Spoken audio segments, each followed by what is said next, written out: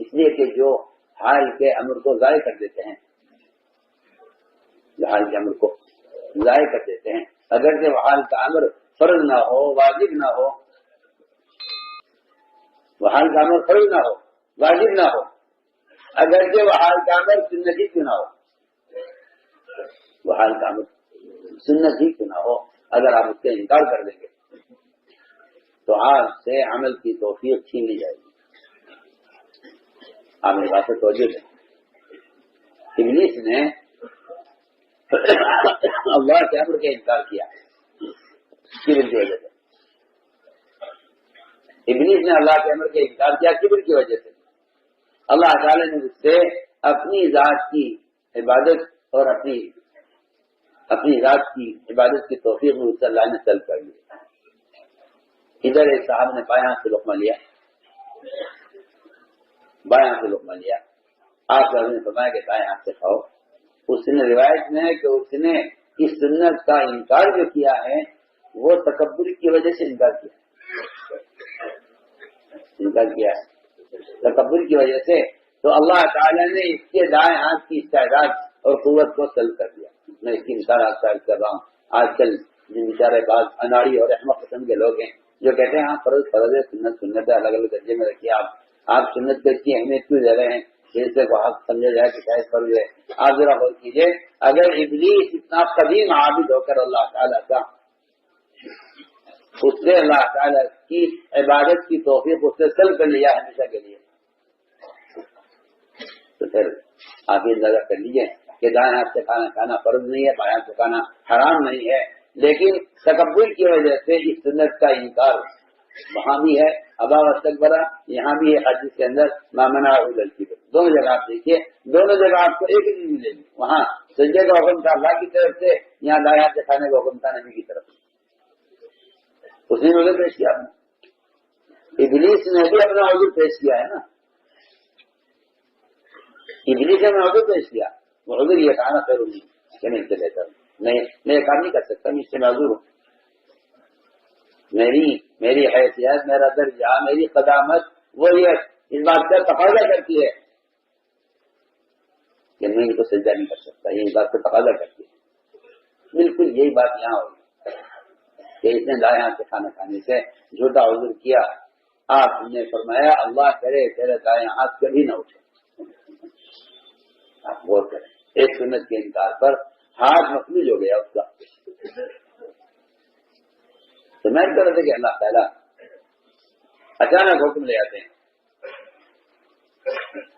یہ دیکھنے کے لیے کہ اب تک کی عبادت سے اطاعت کا اور اب تک کی عبادت سے ان کے اندر تواضع کا یہ کیا سزا ہے۔ تو یہ پہلا امتحان ہے جس میں ابلیس فیل ہو گیا۔ آگے چلیے، اللہ تعالیٰ اسی طرح اللہ تعالیٰ امتحان انبیاء علیہ السلام کا بھی لیتے ہیں۔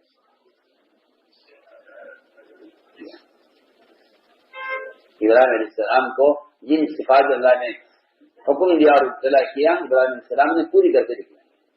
فَأَتَمَّهُنَّ، اس لیے کہتے ہیں کہ دین کی ذمہ داریوں کا کام اللہ تعالیٰ ان سے لیں گے اور امامت کے لیے انتخاب ان کا ہوگا جن کے دین میں اتمام ہوگا، جن کے دین میں اتمام ہو گیا۔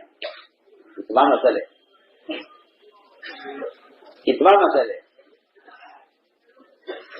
کہ یہ امت کے لیے نمونہ وہ لوگ بنیں گے جو دین کے تمام شعبوں میں اور دنیا کے تمام تقاضوں میں یہ مقتدا بن کر دکھلائے۔ فاطم محنہ، تو میں سب سے کہتا ہوں کہ امامت نماز 4 رکعت 4-5 وقت کی نماز پڑھانے کو نہیں کہتے امامت کہتے ہیں امت کے لیے دین اور دنیا کے تمام شعبوں میں عملی دین پیش کرنا امامت ہے۔ عملی دین پیش کرنا امامت ہے۔ امامت کیا ہے؟ انی جاعل فی الناس اماما، امام تو وہ نماز پڑھانا جو نہیں کہتے، امام کہتے ہیں امام ملت کو۔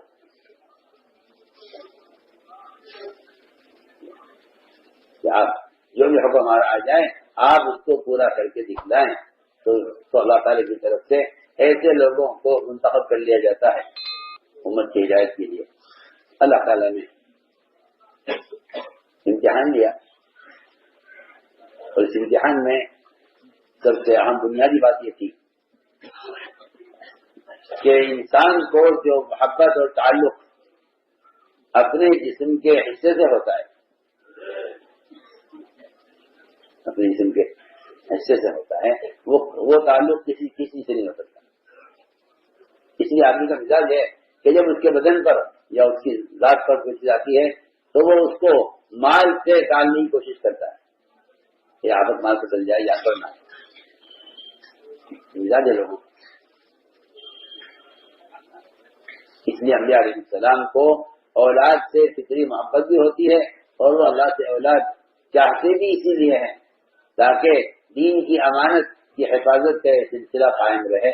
وہ اللہ جس کے لیے اولاد چاہتے ہیں، اللہ تعالیٰ اولاد دیتے نہیں ان کو اسی مقصد کے لیے۔ چنانچہ اللہ تعالیٰ نے ابراہیم علیہ السلام کو اسماعیل دیے اور حکم دیا کہ ان کو ذبح کیجیے، حکم دیا کہ ان کو ذبح کیجیے۔ ہم ذرا دیکھنا چاہتے ہیں ان هذا لهو البلاء المبین کہ یہ تو ایسا کھلا ہوا سخت امتحان ہے، اور فوراً حکم ملتے ہی اس پر عمل کیا، اس لیے کہ کسی حکم کو سوچنا یہ کہ یہ ٹالنے کے برابر ہے۔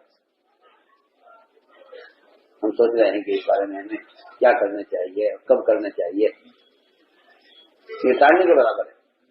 جو آدمی حکم کو ٹالنا چاہتے ہیں وہ اس کو بیٹھ کے سوچتے ہیں، اور اللہ تعالیٰ کے یہاں کامیابی ناکامی کا جو فیصلہ ہونا ہے وہ اس پر ہونا ہے کہ اگر یہ حکم ملنے کے ساتھ عمل کر لیں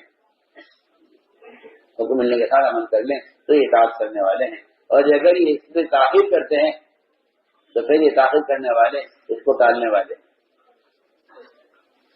ابراہیم علیہ السلام نے فوراً سن لیا اسماعیل اللہ کا حکم ہے اور میں تیری بات کرتا ہوں۔ اور عجیب بات یہ ہے کہ ایک ہی لفظ میں بیٹے کو اخلاص اور نیت کا درست کرنا بھی سکھلا دیا۔ یہاں تو اللہ معاف فرمائے مدتیں گزر جاتی ہیں لیکن آدمی کو اپنی نیت سے درست کرنے کی طرف توجہ نہیں ہوتی، اس لیے کہ جس عمل کا آدمی عادی ہو جاتا ہے، جس عمل کے انسان عادی ہو جاتا ہے اس میں نیت اور احتساب یہ دو چیزیں عمل میں سے، ان دو چیزوں کے بارے میں آدمی وہ بے فکر اس سے غافل ہو جاتا ہے۔ حالانکہ نیت اور احتساب یہ دو چیزیں ایسی ہیں جس کو عمل کے ابتدا سے لے کر انتہا تک ان دونوں چیزوں کو تھامے رکھنا ہے، ان کا دھیان کرتے رہنا ہے۔ یہ دو چیزیں نیت اور احتساب، جہاں نیت بگڑے گی وہاں عمل بدل جائے گا، اور جہاں احتساب نہیں ہوگا وہاں آدمی عمل سے اکتا جائے گا۔ جو لوگ عمل سے اکتا جاتے ہیں وہ احتساب کی کمی ہوتی ہے۔ یہ دو چیزیں بہت بنیادی ہیں، نیت اور احتساب۔ نیت یہ ہے کہ میں اللہ کے لیے، میں کس کے لیے کر رہا ہوں۔ احتساب یہ ہے کہ اللہ اس میں میرے لیے کیا کریں گے، میں اللہ کے لیے کیا کر رہا ہوں، اللہ میرے لیے کیا کریں گے۔ یہ نیت اور احتساب ہے۔ ابراہیم علیہ السلام نے ایک ہی جملے میں بیٹے کو نیت کی تعلیم دی ہے، اور نیت کی تعلیم میں ایک ہی لفظ بہت بنیادی لفظ ہے، فانظر ماذا تری۔ اس آیت کا مطلب یہ ہے کہ قیامت تک آنے والا جو شخص بھی کسی کے کہنے پر کوئی کام کر رہا ہے وہ یہ غور کر لے کہ وہ کس کے کہنے کی وجہ سے کر رہا ہے، اپنے عمل کے بارے میں خود غور کرو کہ اس میں کام کیوں کر رہے ہیں۔ فانظر ماذا تری، اپنے بارے میں آپ خود غور کیجیے، اپنے بارے میں خود غور کیجیے۔ فانظر ماذا تری، آپ کے بارے میں آپ کا خیال کیا ہے؟ فانظر ماذا ترى، اپنے بارے میں خود غور کرو. یہ ایسا جملہ ہے کہ یہ ہر زمانے میں کام کرنے والوں کو اس بات کی طرف متوجہ کرتا ہے کہ تم جو کچھ کر رہے ہو اس میں تم کس کے لیے کر رہے ہو، کون تمہارے لیے کیا کہنا چاہیے، محرک عمل کون ہے، محرک عمل کون ہے، تمہیں کون حرکت میں لا رہا ہے. اس کے لیے میں آپ سے بہت بہت اہم بات کر رہا ہوں. کون ہے جو تم سے یہ کام کروا رہا ہے؟ فانظر ماذا ترى. آپ میری بات سے توجہ دیں، میں کچھ کہہ رہا ہوں. فانظر ماذا ترى، آپ دیکھ لیجیے ذبح ہونے کے وقت کہ آپ کا ذبح ہونا باپ کے امر سے ہے یا اللہ کے امر سے ہے. اگر باپ کے امر سے ہے تو پھر اس امر کے پورا کرنے میں کوئی اخلاص نہیں. سیدھی بات. میں عزیز چاہتا ہے کہ اس بارے میں درمیان میں آپ کو ایک واقعہ عرض کرتا ہوں تاکہ یہ معلوم ہو مجھ سے مجھے بھی اور آپ کو بھی کہ آپ کا کوئی قدم اٹھانا یا آپ کا کوئی کام کرنا یا آپ کا کوئی قربانی دینا، اس میں آپ کی قوم، آپ کا قبیلہ، آپ کا خاندان، آپ کا حلقہ، آپ کے کسی سے ذاتی تعلقات، آپ پر کسی کا احسان، کیا کہیں آپ پر کسی کا احسان کہ جی فلاں صاحب نے ہم پر احسان کیا تھا، ہمیں چاہیے کہ ہم بھی حق بات میں ان کا ساتھ دیں کہ ان کا ہم پر احسان ہے. ہم بہت آپ سے بہت بنیادی بات کرتے ہیں. یہ چیزیں غور کرنے کی ہیں تاکہ یہ عمل کو قابل قبول بنائیں اور یہ چیزیں ہمارے اندر استقامت پیدا کریں. کیونکہ جن لوگوں سے باتیں نکل جاتی ہے، میں کر رہا ہوں، کیونکہ پھر اللہ تعالیٰ کی طرف سے انہیں استقامت ہی مل جاتی ہے. تو میں دل چاہتا ہے کہ ہر شخص اس بات کو غور کرے کہ وہ میدان میں اتر رہا ہے کام کے لیے، تو اس میدان میں اترنا یہ کس کے تعلق سے ہو رہا ہے؟ ہم آپ سے بہت کھل کر گئے. اصل انتشار اور اختلاف کی جو بنیادی وجہ ہے وہ بات سب یہاں بیٹھ جاتی ہے کہ آپ میدان میں کس کے لیے اترے، آپ میدان میں کس کے لیے اترے. میرا بھی عرض کیا تھا حج صاحبہ نے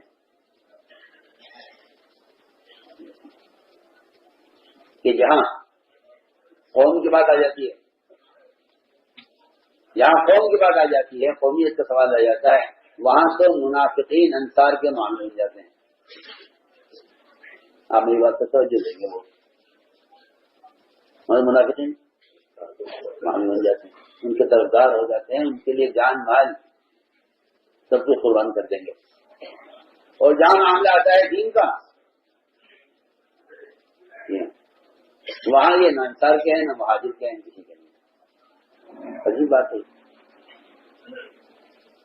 میں اس تصحیح نیت پر ایک واقعہ کرنا چاہ رہا ہوں کہ میدان میں ہر اترنے والے یہ دیکھ لے کہ آیا اس کو اللہ کا امر چلا رہا ہے یا کسی کا احسان اور تعلق چلا رہا ہے کہ جی کریں گے کیا کریں، ہم کو کیا جواب دیں گے، اور نہیں کرتے ہم کہ کیوں نہیں کرتے، یعنی ہمارا ان سے تعلق ہی نہیں. جبکہ دین اس سے بہت اعلیٰ اور بہت اونچا ہے. ایک شخص تھا جس کا نام تھا قدمان. جب اس کا حضور اکرم صلی اللہ علیہ وسلم کے سامنے ذکر آتا، جب بھی ذکر آتا آپ ہر مرتبہ یہ فرماتے کہ قدمان جہنمی ہے. بھی یقین تھا، صحابہ کا بھی یقین تھا کہ ہاں یہ آدمی جہنمی ہے.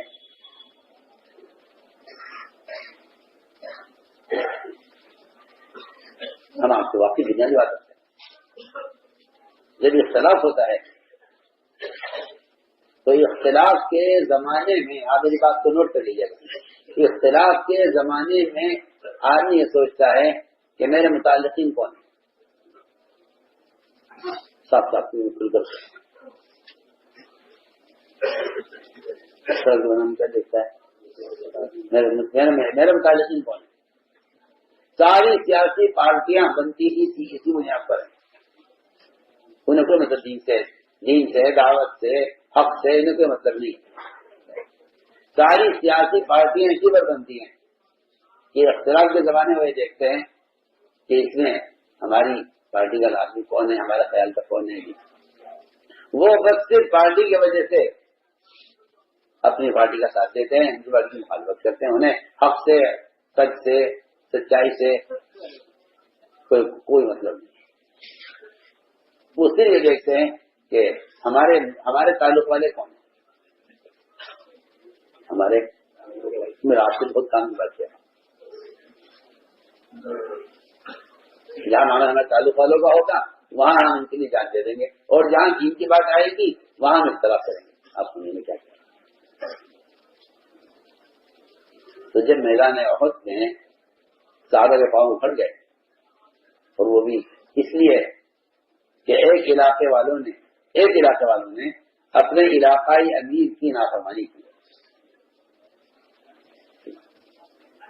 ایک علاقے والوں نے اپنے علاقائی امیر کی نافرمانی کی. بالکل کرتا ہے آپ سے، بالکل جو بات روایت میں ہے اسی جگہ پر علاقائی امیر کی ایک علاقے والوں نے نافرمانی کی ہے، جسے اللہ نے پورا میدان احد چھین کر غیرت کر دیا. پورا میدان، یہ نہیں علاقائی طور پر نافرمانی ہے تو علاقائی طور پر نقصان ہوتا نہیں. علاقائی طور پر نافرمانی ہوئی، لیکن پورا احد کا میدان وہ مشرکین کا ہاتھ میں گیا ہے. تو میں کہ جب پاؤں کھڑ گئے میدان احد سے، اور آپ کا حسن کے بارے میں مشہور ہو گیا کہ آپ کو شہید کر دیا گیا، اور صحابہ کی ہمتیں ٹوٹ گئی، پست ہو گئی بالکل. تو اس وقت خزمان میدان میں اترے، جن کے بارے میں آپ نے سنا کہ آج جہنمی ہے. اور خزمان نے میدان میں اتر کر وہ مقابلہ کیا مشرکین کا. جو بھی مشرک آتا تھا انصار کی طرف، خزمان پر حملہ کرتے تھے اور اس کو ختم کر دیا کرتے تھے. یہاں تک کہ 8 مشرک اس نے تنہا قتل کر دیے جو بڑے جنگجو تھے.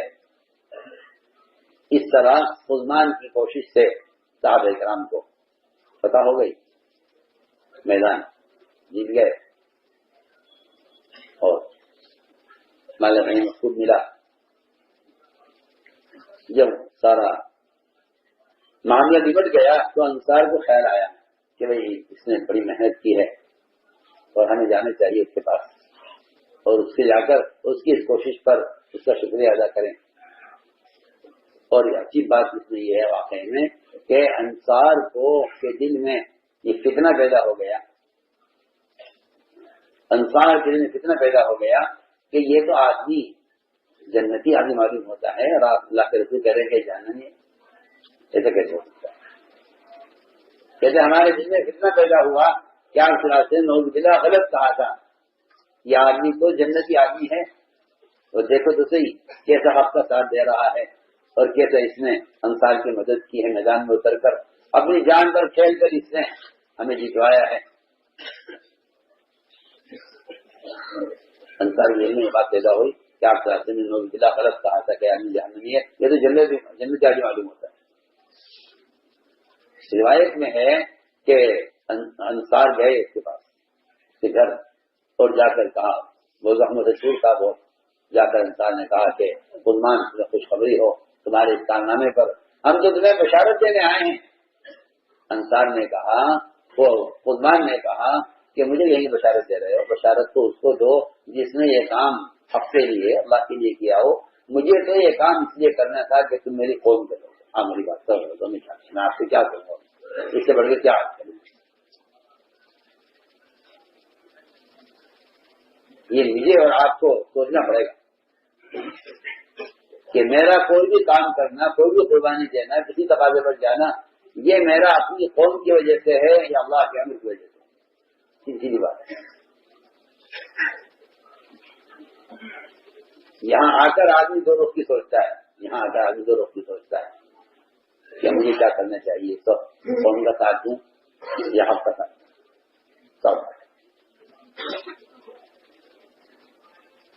تو ذاتی تعلقات بعض مرتبہ حق کا انکار کروا دیتے ہیں، یعنی کہ ہم میں آپ کو سب کو درج کرتا ہوں، بہت سے مشرکین اس لیے اسلام نہیں لائے، اس لیے اسلام نہیں لائے کہ ہمیں اپنے قوم کا ساتھ دینا ہے۔ آپ کو سب کو معلوم ہے، آپ کو سب کو معلوم ہے